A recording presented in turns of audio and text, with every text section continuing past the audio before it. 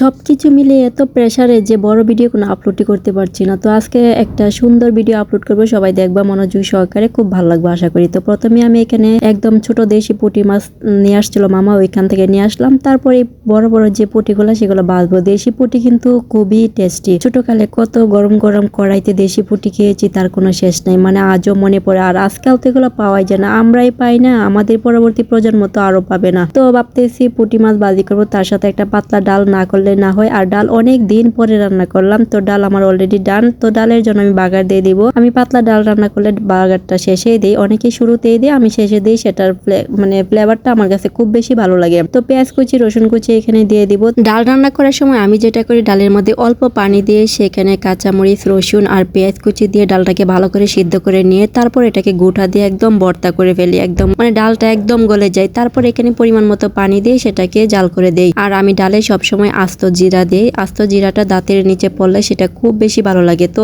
কথা বলতে বলতে ডালের বাগারটা একটু গাঢ় হয়ে গেছে, সেটা বিষয় না, কারণ ডালে ছাড়লে বাগারটা আগের জায়গায় ফিরে আসবে। তো যদি গরম ভাত নাও আর পাতলা ডাল নেও, তার সাথে যদি দেশি পুঁটি মাছ তাকে ভাজা করা, তাহলে তো খাবারটা একদম গিয়ে জমে উঠবে। তো এখানে আমি এক এক করে সব পুঁটি মশলা দিয়ে মেখে নিলাম, তারপর তেলের মধ্যে ছেড়ে দিব এক এক করে। এটিকে সব একসাথে না দিয়ে যদি আলাদা আলাদা করে ছাড়া যায়, তাহলে মাছগুলা অনেক বেশি ক্রিপসি হয়। আর এইবার চুলার আঁচটা লোতে রেখে সেটাকে আমি ফ্রাই করে নিব।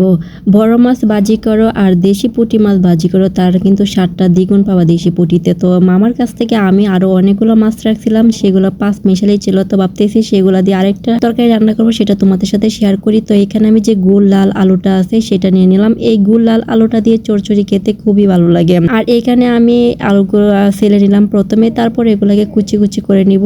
বাঙালি মেয়েদের হাত খুব সবসময় খুব ভালোভাবে চালাতে হয়। একদিকে আমি মাছ ফ্রাই করে নিতেছি, আর একদিকে এখানে যে তরকারি রান্না করব সেটার জন্য আমি এই তরকারি কেটে কুটে নিচ্ছি। আর এদিকে আসে দেখলাম মাছ দুইটা একটু পুড়ে গেছে, সমস্যা নাই, যেহেতু একসাথে দুইটা কাজ করতেছি হয়তো একটা কাজ একটু ব্যতিক্রম হবে। তো তারপরে এখানে যে একদম কচি কচি কাঁচা টমেটো, সেটা যেটা একটু টক টক লাগে সেটা দিয়ে দিব। আর টমেটো গুলো আমি একটু বেশি দিব, কারণ এই তো হয়তো অনেকের কাছে সেটা কম, কিন্তু আমাদের কাছে টমেটোর টকটা খুব বেশি ভালো লাগে। তো এই জন্য আমি অনেকগুলো দিয়ে দিলাম, 3 থেকে 4টা কুচি টমেটো, তারপর কাঁচামরিচ কুচি, পেঁয়াজ কুচি। আর এখানে যে বাকি মশলাগুলো ছিল, মরিচের গুঁড়া, হলুদের গুঁড়া, ধনিয়া সজের গুঁড়া, স্বাদ মতো লবণ, তারপর পরিমাণ মতো তেল দিয়ে হাত দিয়ে এটাকে সুন্দর করে চটকে নিতে হবে। মিডিল ক্লাস মেয়েরা আর মধ্যবিত্ত মেয়েরা যদি বউ হয়ে পরের বাড়িতে আসে, তাদের হাত সবসময় অলওয়েজ দুটা সমানভাবে চালাতে হয়। যদি 19-20 হয় তাহলে তো আর কথার শেষ নেই।